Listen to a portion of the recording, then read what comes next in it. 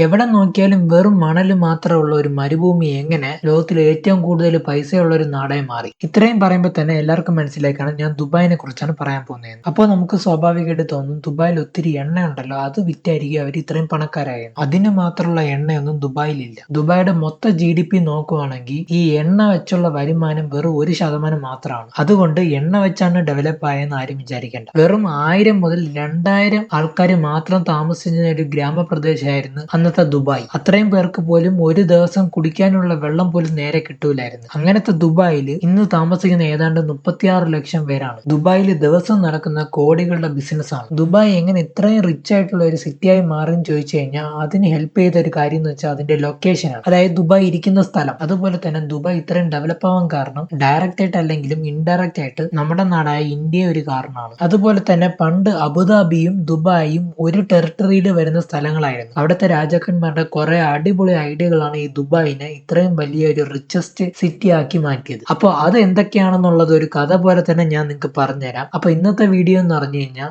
Dubai എങ്ങനെ ഇന്ന് കാണുന്നത് പോലെ ഇത്ര റിച്ചസ്റ്റ് ഒരു സിറ്റിയായി മാറി എന്നുള്ള ഒരു വീഡിയോ ആണ്. അപ്പോൾ it's me Kiran Kumar, welcome to this video. ഒരു 100 വർഷം മുൻപ്, അതായത് ഈ പെട്രോളിയം ഒക്കെ കണ്ടുപിടിക്കുന്നതിന് മുന്നേ ഈ മരുഭൂമി പ്രദേശത്ത് കുറച്ച് കൂടുതൽ ആൾക്കാർ താമസിക്കുന്ന ഒരു സ്ഥലം ഉണ്ടായിരുന്നു. അതായിരുന്നു ഈ അബുദാബി. ആ കൂട്ടത്തിൽ തന്നെ പല ആൾക്കാരും പല സ്ഥലങ്ങളിൽ തന്നെയാണ് അവിടെ താമസിച്ചിരുന്നത്. അപ്പം ഈ പല സ്ഥലങ്ങളും താമസിക്കുന്നവരെ ട്രൈബ്സ് എന്നാണ് പറയുന്നത്. ഈ ഓരോ ട്രൈബ്സിനും ഒരു ചീഫ് ആയിട്ടുള്ള ഒരാളുണ്ടാവും. അയാളാണ് പിൻകാലത്ത് നമ്മൾ ഷേഖ് എന്ന് പറയുന്നത്. ഈ ഷേഖുമാരാണ് ഈ കൂട്ടത്തിലുള്ള എല്ലാവരെയും കൺട്രോൾ ചെയ്യുന്നത്, ഒരു രാജാവിനെ പോലെ. അപ്പൊ അവിടെ കുറെ ഇങ്ങനെ ഗ്രൂപ്പ് ആയിട്ടുള്ള ആൾക്കാരുള്ളത് കൊണ്ട് ഈ ഷേഖുമാര് തമ്മിൽ തന്നെ കുറെ പ്രശ്നങ്ങളുണ്ട്. അതായത് ആര് ഈ ജനങ്ങളെ ഭരിക്കണം എന്നുള്ള പേരും ചൊല്ലിയായിരിക്കും ഇവര് തമ്മിലുള്ള പല തർക്കങ്ങളും. അങ്ങനെ ഒരു തർക്കം ഉണ്ടായതിനു ശേഷം അവിടെ നിന്ന് ഒരു ഷേഖും അയാളുടെ പിൻഗാമികളായ കുറച്ച് ജനങ്ങളും ആ നാട് വിട്ട് കുറച്ച് ഉള്ളിലോട്ട് ഒരു ഗ്രാമപ്രദേശത്തോട്ട് മാറി. ആ ഗ്രാമപ്രദേശത്താണെങ്കിൽ പറയാൻ മാത്രം ഒന്നുമില്ല, ഫുള്ളും മരുഭൂമിയാണ്. എവിടെ നോക്കിയാലും മണല്. ഈ ഗ്രാമത്തിൽ മൊത്തത്തിൽ 1000 മുതൽ 2000 ആൾക്കാരെ ഉള്ളൂ. ഈ ഗ്രാമപ്രദേശത്തിന്റെ പേരാണ് ദുബായ്. ഈ വന്ന രാജാവായ ഷേഖിന്റെ പേരാണ് മക്തൂം ബിൻ സുഹൈൽ. ഇദ്ദേഹമാണ് ദുബായിയുടെ ആദ്യത്തെ രാജാവ്. അതിനുശേഷം ഈ ദുബായിനെ ഭരിക്കുന്നത് ഈ മക്തൂം ബിൻ ഫാമിലിയാണ്. ഈ ദുബായിലാണെങ്കിൽ മൊത്തം പ്രശ്നങ്ങളാണ്. ഒരു നാച്ചുറൽ ആയിട്ട് ഒരു റിസോഴ്സും ഇല്ല, കുടിക്കാൻ ഒരു തുള്ളി വെള്ളവും ഇല്ല,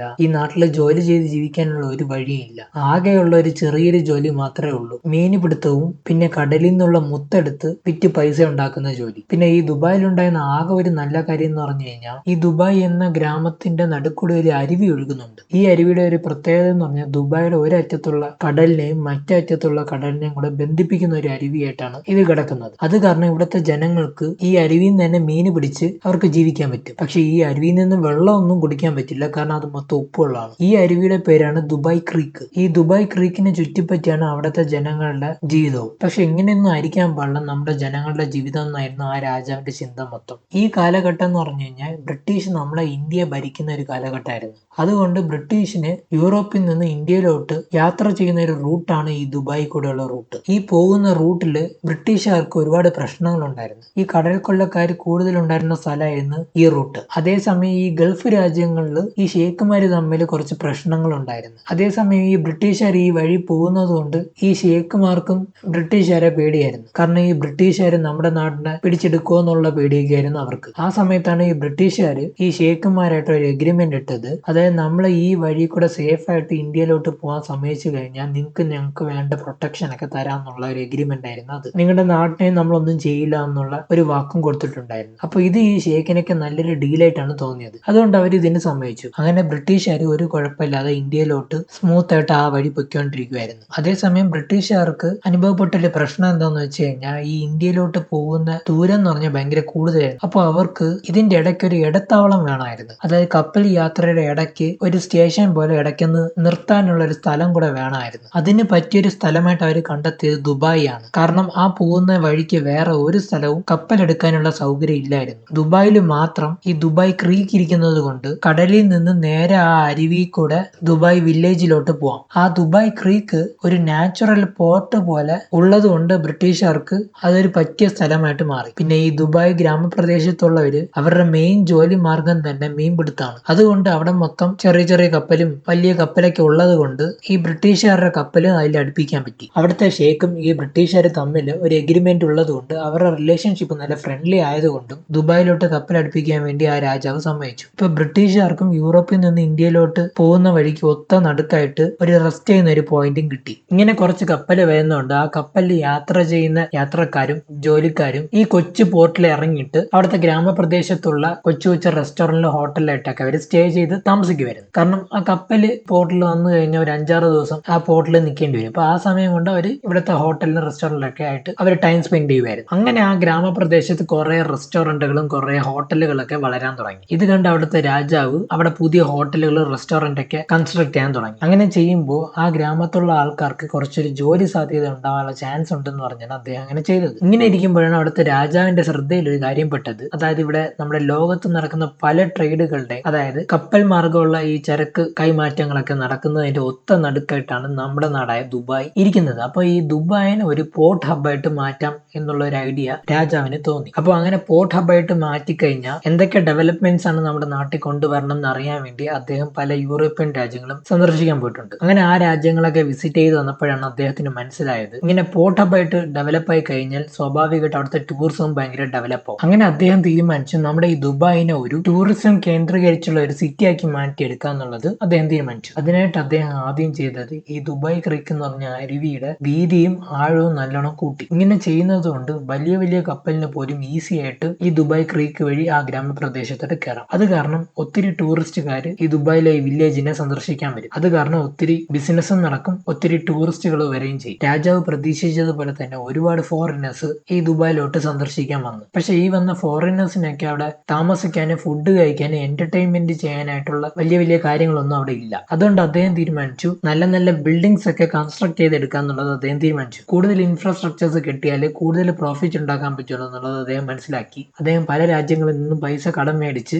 ആ പരിസരത്തായിട്ട് കുറെ നല്ല നല്ല ഹോട്ടലുകൾ, റെസ്റ്റോറന്റുകൾ, പിന്നെ ഇപ്പൊ തന്നെ ഈ ദുബായ് എന്ന് പറഞ്ഞത് വില്ലേജിൽ നിന്ന്, അതായത് ഗ്രാമപ്രദേശത്ത് നിന്ന് കുറച്ച് സിറ്റി ആയിട്ടൊക്കെ മാറി തുടങ്ങി. അപ്പം ഈ സിറ്റിനെയും ഈ പോർട്ടിനെയും കണക്ട് ചെയ്യുന്ന നല്ല റോഡുകളും നല്ല നീളം കൂടിയ വീതി കൂടിയ നല്ല റോഡുകളൊക്കെ അദ്ദേഹം ഡെവലപ്പ് ചെയ്തെടുത്തു. ഇത് കാരണം ആ പോർട്ടിലെത്തുന്ന കുറെ ഫോറിനേഴ്സിന് ഈസി ആയിട്ട് സിറ്റിയിലോട്ട് വരാൻ നല്ല സൗകര്യമായി. പക്ഷെ ആ നാട്ടിലുള്ളവർക്ക് നമ്മുടെ രാജാവ് മറ്റു രാജ്യങ്ങളിൽ നിന്നും കടം മേടിച്ച് ഈ നാടിനെ ഡെവലപ്പ് ചെയ്യുന്നതിൽ അത്ര താല്പര്യമില്ല. കാരണം അതൊരു മണ്ടൻ തീരുമാനം എന്നാണ് അവിടുത്തെ ജനങ്ങളൊക്കെ വിശ്വസിച്ചുകൊണ്ടിരുന്നത്. പക്ഷെ ഈ കാര്യങ്ങളൊക്കെ ചെയ്യുന്നത് രാജാവായതുകൊണ്ട് ആ ജനങ്ങൾക്കൊന്നും രാജാവിനോട് പറയാൻ പറ്റത്തില്ല. അതിനുള്ള അധികാരമൊന്നും ഈ ജനങ്ങൾക്കില്ല. ഈ ഒരു കാലഘട്ടത്താണ് ഈ ഗൾഫ് രാജ്യങ്ങളിലെല്ലാം എണ്ണ കണ്ടുപിടിക്കുന്നത്. അങ്ങനെ ഈ ദുബായിലും എണ്ണ കണ്ടുപിടിച്ച്. പക്ഷെ ഈ എണ്ണ എന്ന് പറഞ്ഞു കഴിഞ്ഞാൽ ഒത്തിരി ഒന്നും ഇല്ല. ഈ അബുദാബിയിലൊക്കെ വെച്ച് കമ്പയർ ചെയ്യുമ്പോൾ വെറും കുറച്ച് എണ്ണ മാത്രമേ ഉള്ളൂ. അപ്പം ഈ ദുബായിലെ രാജാവിന് സ്വാഭാവികമായിട്ട് അറിയാം നമ്മുടെ നാട്ടിൽ കുറച്ച് എണ്ണയേ ഉള്ളൂ, ഈ കുറച്ച് എണ്ണ കൊണ്ട് ഒരുപാട് വരുമാനം നമുക്ക് ഉണ്ടാക്കാൻ പറ്റില്ല. വേണമെങ്കിൽ കുറച്ച് സമയത്തേക്ക് ഈ എണ്ണ വെച്ച് നമുക്കൊരു നല്ലൊരു കാശ്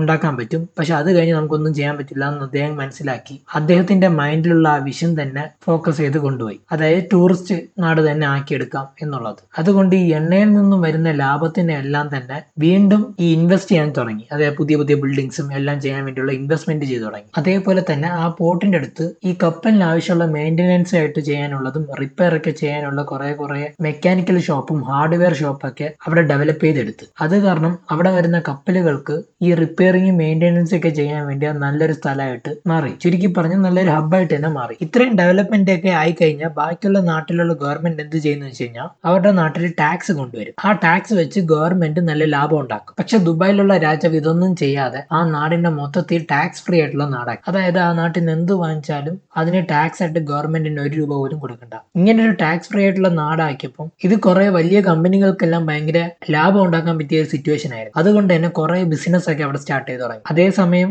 വലിയ വലിയ കപ്പലുകളും കൂടുതൽ ദുബായിലോട്ട് വരാൻ തുടങ്ങി. കാരണം കപ്പലിന് ആവശ്യമുള്ള മെയിൻ്റെനൻസ് ചെയ്യാനുള്ള ഓരോരോ സാധനങ്ങൾ മേടിക്കാനും വില കുറവുണ്ട്, കാരണം ടാക്സ് ഇല്ലാത്തതുകൊണ്ട്. അതുകൊണ്ട് വലിയ വലിയ കപ്പലുകൾക്ക് നല്ല ചീപ്പായിട്ടുള്ള പ്ലേസ് ആയിരുന്നു അത്. അത് കാരണം ഒരുപാട് കപ്പലുകൾ വന്ന് അതിൽ കൂടി ഒരുപാട് ടൂറിസ്റ്റുകളും വന്നു. ഈ സമയത്താണ് നമ്മുടെ ലോകത്ത് എയറോപ്ലെയിൻ വഴി എയർ ട്രാഫിക് കൂടാൻ തുടങ്ങിയത്. അതായത് പ്ലെയിന് വഴി ടൂറിസവും ഈ കാർഗോ കണ്ടെയ്നേഴ്സ് ഒക്കെ ട്രാൻസ്പോർട്ട് ചെയ്യാൻ തുടങ്ങിയത്. അപ്പൊ ദുബായിലുള്ള രാജാവ് ആലോചിച്ച് നമ്മൾ ഓൾറെഡി കപ്പലിന്റെ ഹബ്ബാക്കി മാറ്റി കഴിഞ്ഞു ദുബായിനെ, ഇനി നമുക്ക് എയർപോർട്ടിന്റെ ഹബ്ബാക്കി കൂടെ മാറ്റണം. അതിനായിട്ട് ദുബായിൽ ഏറ്റവും വലിയൊരു എയർപോർട്ട് തന്നെ അവിടെ കൺസ്ട്രക്ട് ചെയ്ത് തുടങ്ങി. അപ്പൊ ഈ പ്ലെയിൻ പ്ലെയിൻ വഴി കുറെ ടൂറിസം നമ്മുടെ നാട്ടിൽ വരണമെന്നുണ്ടെങ്കിൽ ഒത്തിരി എയറോപ്ലെയിൻ നമ്മുടെ നാട്ടിലോട്ട് എത്തണം. അങ്ങനെ പ്ലെയിൻ ആദ്യം എത്തണം എന്നുണ്ടെങ്കിൽ പ്ലെയിൻ കമ്പനിക്ക് ആദ്യം നമ്മുടെ നാടിനെ ഇഷ്ടപ്പെടണം. അതിനുവേണ്ടി അദ്ദേഹം ആദ്യം ചെയ്തത്, അതായത് മറ്റ് രാജ്യങ്ങളിൽ പ്ലെയിന് ഇന്ധനം നിറയ്ക്കാനായിട്ട് ഫ്യൂവൽ കൊടുക്കുന്നതിനേക്കാളും കുറഞ്ഞ എമൗണ്ടിൽ ഈ ഫ്യൂവൽ കൊടുക്കാൻ തുടങ്ങി. ദുബായിക്ക് ഇത്രയും കുറച്ച് കൊടുക്കാൻ പറ്റിയ കാരണം എന്തെന്ന് വെച്ച് കഴിഞ്ഞാൽ ദുബായിൽ ഓൾറെഡി കുറച്ച് എണ്ണയുണ്ട്. അതുകൊണ്ട് അവർക്ക് മറ്റു രാജ്യങ്ങളെക്കാളും ലോ കോസ്റ്റ് ആയിട്ട് ഫ്യൂവൽ കൊടുക്കാം. പിന്നെ അതിലഞ്ഞിട്ട് ടാക്സും ഇല്ല, ടാക്സ് ഫ്രീ ആണ്. ഇത്രയും ഉള്ളത് കൊണ്ട് സ്വാഭാവികമായിട്ട് ഫ്യൂവൽ കുറച്ച് കൊടുക്കാൻ പറ്റും. ഇതുകൊണ്ട് കുറെ എയറോപ്ലെയിൻ കമ്പനിക്കാർക്ക് ദുബായിൽ വന്ന് ഇന്ധനം നിറയ്ക്കാനുള്ള ഒരു സ്പോട്ടായിട്ട് ഇഷ്ടപ്പെട്ടു. അങ്ങനെ ദുബായിൽ കുറെ പ്ലെയിനൊക്കെ ഇറങ്ങി അതുവഴി ടൂറിസ്റ്റും ദുബായിലോട്ട് എത്തി. പക്ഷെ അതിലൊരു കുഴപ്പം എന്തെന്ന് വെച്ച് കഴിഞ്ഞാൽ ഈ വരുന്ന ടൂറിസ്റ്റ്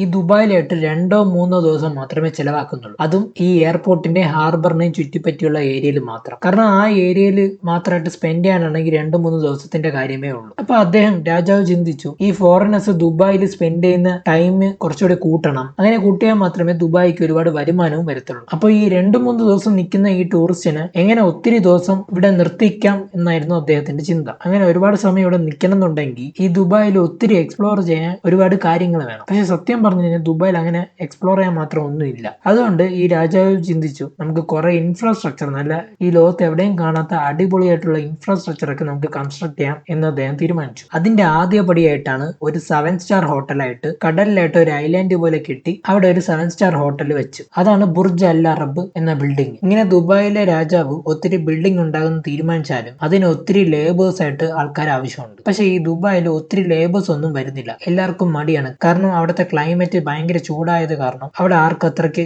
ജോലി ചെയ്യാൻ താല്പര്യമില്ല. അതുകൊണ്ട് രാജാവ് അടുത്ത സ്റ്റെപ്പായിട്ട് ചെയ്തത്, ഇവിടെ ജോലി ചെയ്യുന്ന ആൾക്കാർക്ക് ഈ നാട്ടിലോട്ട് വന്ന് ജോലി ചെയ്യാൻ ഇഷ്ടം ഉണ്ടാകാൻ വേണ്ടി അദ്ദേഹം ചെയ്തത് ഇൻകം ടാക്സ് നിർത്തി. അതായത് വേറെ നാട്ടിൽ നിന്ന് വരുന്ന ആൾക്കാര് ദുബായിൽ വന്ന് ജോലി ചെയ്ത് കഴിഞ്ഞാൽ അവർക്ക് 1 രൂപ പോലും ടാക്സ് അടയ്ക്കാതെ തന്നെ സ്വന്തം നാട്ടിലോട്ട് അയച്ചു കൊടുക്കാം. അതുപോലെ തന്നെ ഈ നാട്ടിൽ വരുന്ന എല്ലാ ജനങ്ങൾക്കും സേഫ്റ്റി അവിടുത്തെ ഗവൺമെന്റ് ഉറപ്പുവരുത്തി. അതിനായിട്ട് സ്ട്രിക്റ്റ് റൂൾസ് കൊണ്ടുവന്നു. അതുപോലെ തന്നെ എന്തെങ്കിലും പ്രശ്നം വന്നു കഴിഞ്ഞാൽ വെറും 24 മണിക്കൂർ കൊണ്ട് ആ പ്രശ്നം സോൾവ് ചെയ്ത് കൊടുക്കും ഗവൺമെന്റ്. അതുപോലെ തന്നെ റിലീജിയസ് ഫ്രീ കൺട്രി ആക്കി. അതായത് മതത്തിന്റെ പേര് പറഞ്ഞ് അവിടെ വേർതിരിവൊന്നും ഈ റൂൾസിലൊന്നും ഇല്ല. ഇത് പല രാജ്യക്കാർക്കും ഇഷ്ടപ്പെട്ട് ഈ ദുബായ് എന്ന നാട്ടിലോട്ട് ജോലിക്കായിട്ട് പലവരും വന്നു തുടങ്ങി. അങ്ങനെ വന്നതിൽ തന്നെ കൂടുതലും ഇന്ത്യൻസ് ആണ്. അതിനുശേഷം 2006 മുഹമ്മദ് ബിൻ റഷീദ് അൽ മക്തും എന്ന രാജാവ് ഭരണം ഏറ്റെടുത്തു. അതിനുശേഷമാണ് ശരിക്കും ഈ റിയൽ എസ്റ്റേറ്റിൽ ഭയങ്കര ബൂമിംഗ് ആയിട്ട് ഉണ്ടായി തുടങ്ങിയത്. എല്ലാ ടൂറിസ്റ്റുകളെയും അട്രാക്ട് ചെയ്യാൻ വേണ്ടിയിട്ട് ലോകത്ത് എവിടെ ഇല്ലാത്ത രീതിയിൽ ആർട്ടിഫിഷ്യൽ ആയിട്ട് ഐലൻഡുകൾ ഉണ്ടാക്കി. അതുപോലെ തന്നെ ഏറ്റവും വലിയ ബിൽഡിങ്സ് ഒക്കെ സാധാരണ കാണുന്നത് അമേരിക്കയിലും ചൈനയിലൊക്കെയാണ്. അതിനേക്കാളും ഏറ്റവും വലിയ ബിൽഡിംഗ് നമ്മുടെ ദുബായ് തന്നെ ഉണ്ടാവണം എന്ന് പറഞ്ഞ് ഏറ്റവും വലിയ ടവറായ ബുർജ് ഖലീഫ ഉണ്ടാക്കി. അതുപോലെ തന്നെ ലണ്ടനിൽ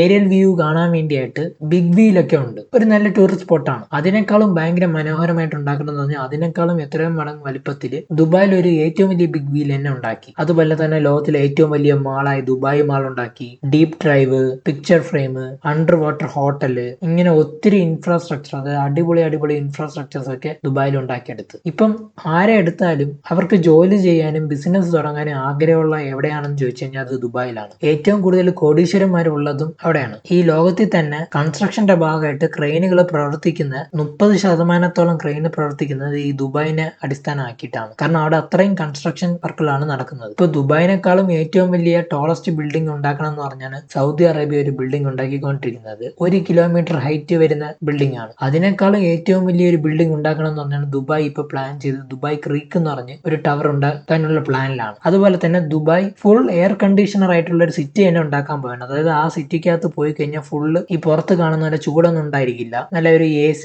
ഇരിക്കുന്ന ഒരു ഫീൽ ആയിരിക്കും ആ സിറ്റിക്കകത്ത് ഫുള്ള്. അത് അണ്ടർ കൺസ്ട്രക്ഷനിലാണ്. ഇപ്പൊ ഒരു ദുബായുടെ ഒരു സ്ഥിതി എന്ന് വെച്ച് കഴിഞ്ഞാൽ പണ്ട് കാലത്ത് 80% അവരുടെ ഇൻകം ഈ ഓയിലിനെ ബേസ് ചെയ്താണെങ്കിലും ഇപ്പം വെറും 1% മാത്രമേ ഈ ഓയിലിനെ ബേസ് ചെയ്തുള്ളൂ. ബാക്കിയെല്ലാം ഈ ടൂറിസ്റ്റും റിയൽ എസ്റ്റേറ്റിനെ അടിസ്ഥാനമാക്കിയിട്ടാണ് ദുബായുടെ ഇൻകം. ഞാൻ നേരത്തെ പറഞ്ഞല്ലോ ദുബായിൽ കൂടുതൽ ഇന്ത്യൻ സൈഡ് ലേബേഴ്സ് ഉണ്ടെന്ന്. അതുപോലെ തന്നെ ദുബായുടെ മൊത്തം പോപ്പുലേഷൻ നോക്കിക്കഴിഞ്ഞാൽ ആദ്യകാലത്ത് 1000-2000 പോപ്പുലേഷൻ മാത്രമേ ഉള്ളായിരുന്നുള്ളൂ. ഇന്ന് അതിപ്പം 36 ലക്ഷം പേരാണ് ദുബായിൽ താമസിക്കുന്നത്. അതിൽ 90% പേരും ഫോറിനേഴ്സ് ആണ്. വെറും 10% മാത്രമേ ദുബായിലുള്ള ആൾക്കാരുള്ളൂ. ആ 90%-ലും 30% പേര് ഇന്ത്യൻസും അതിൽ ഏറ്റവും കൂടുതലുള്ള നമ്മുടെ മലയാളികൾ തന്നെയാണ്. പണ്ട് ഈ 1000-2000 പേർക്ക് പോലും കുടിക്കാൻ നേരെ ചൊവ്വേ വെള്ളമില്ലാത്ത നാടാണ് ഇന്ന് ഈ 36 ലക്ഷം പേർക്ക് സുഖമായിട്ട് വെള്ളം കിട്ടുന്ന ഒരു നാടായിട്ട് മാറിയത്. ഇന്ന് ലോകത്തിലുള്ള ഏറ്റവും വലിയ പണക്കാർക്കും ദുബായിൽ ഓരോരോ പ്രോപ്പർട്ടികളുണ്ട്. ഇതൊക്കെയാണ് ദുബായിന് ഇത്രയും വലിയ ഒരു അതിസുന്ദരമായ നാടാക്കി മാറ്റിയത്. ഇത്രയും റിച്ച് ആയിട്ടുള്ള ഒരു നാടായിട്ട് തന്നെ മാറിയത്. മാറിയത്. അതും ഓർക്കേണ്ടത് ഒന്നും ഇല്ലാത്തതിൽ നിന്നാണ്. വെറും മരുഭൂമി പ്രദേശമാണ് ഇന്ന് കോടീശ്വരന്മാരുടെ നാടായി മാറിയത്. ഇതുപോലെ നമ്മുടെ നാട്ടിനെയും നല്ല നല്ല ഇൻഫ്രാസ്ട്രക്ചേഴ്സും നല്ല ഡെവലപ്മെന്റ്സ് ഒക്കെ കൊണ്ടുവരണമെന്നുണ്ടെങ്കിൽ എന്തൊക്കെ ചെയ്യണം എന്നുള്ളത് നിങ്ങൾ കമന്റ്സ് ആയിട്ട് അറിയിക്കുക. അതുപോലെ തന്നെ നിങ്ങൾക്ക് അറിയാനുള്ള ഏതെങ്കിലും ഒരു കാര്യം ഉണ്ടെങ്കിൽ അതും കമന്റ് ആയിട്ട് ഇടുക. ഇൻട്രസ്റ്റിംഗ് ആയിട്ടുള്ളത് അതിനെക്കുറിച്ച് ഞാൻ സംസാരിക്കുന്നതായിരിക്കും അടുത്തൊക്കെ വീഡിയോയിലായിട്ട്. അപ്പൊ അതുവരെ ബൈ.